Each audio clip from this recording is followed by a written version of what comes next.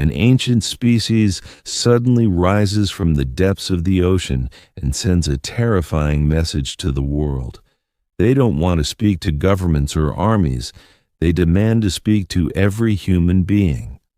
When their warning is ignored, mysterious attacks begin, and one ordinary man finds himself at the center of a global crisis that could start a war between the land and the sea. It started as a normal day of fishing. The sea was calm, and the crew casually threw a plastic bottle into the water. But when they pulled up the net, a loud scream echoed.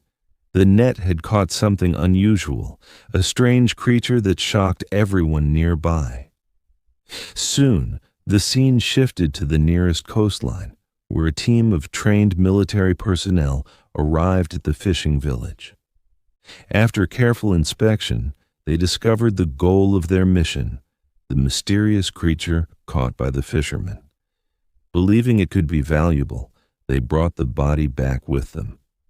The military was highly interested in this deep-sea monster. In myths, people called it a sea demon.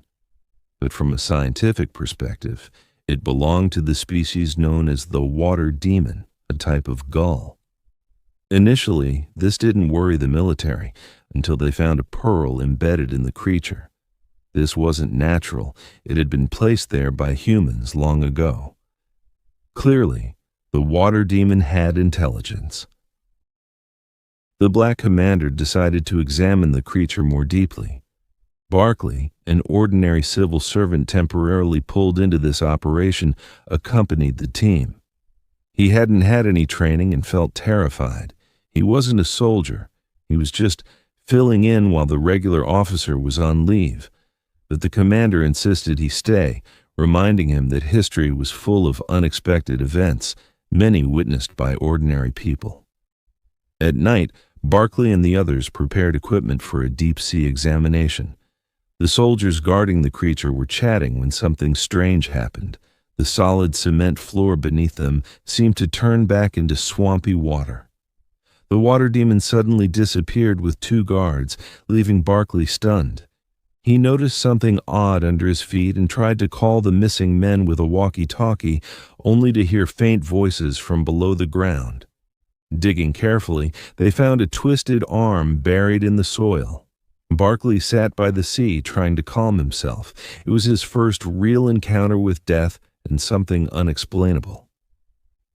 The commander and his team were intelligence agents for the United Nations, trained to deal with mysterious events. Even they were full of doubts about what they had just seen. Later, Barclay learned more about Aquarius, the water demon.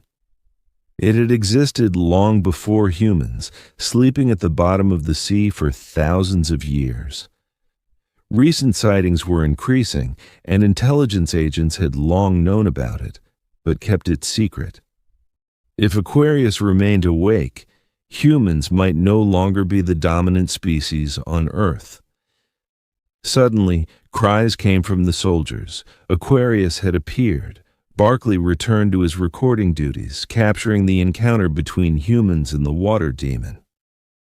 The Black Commander stepped forward, ordering the soldiers to stand down and allowing technicians to use a translation device. Through it, Aquarius expressed anger at humans for killing members of its species.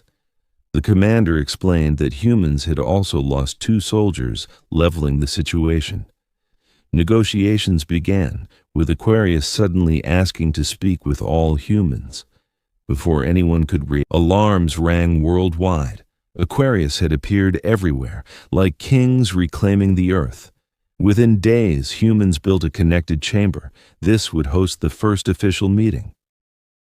Commander Kate led the negotiation. She represented all life on Earth, the water tank filled with water. Several Aquarius arrived. Their leader appeared last. It moved with intelligence and grace. To everyone's surprise, the leader looked remarkably human. It could breathe outside water. It could move freely. It showed wisdom and awareness. Dr. John Nathan welcomed Aquarius. He presented gifts from humanity. He hoped to show goodwill, but Aquarius responded with anger.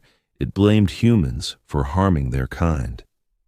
The discussion grew tense. Then, Aquarius singled out Barclay, the humble civil servant recording the event. Everyone stared in disbelief. The representative explained, "Only someone who respected the dead could represent humans." Barclay's fear doubled.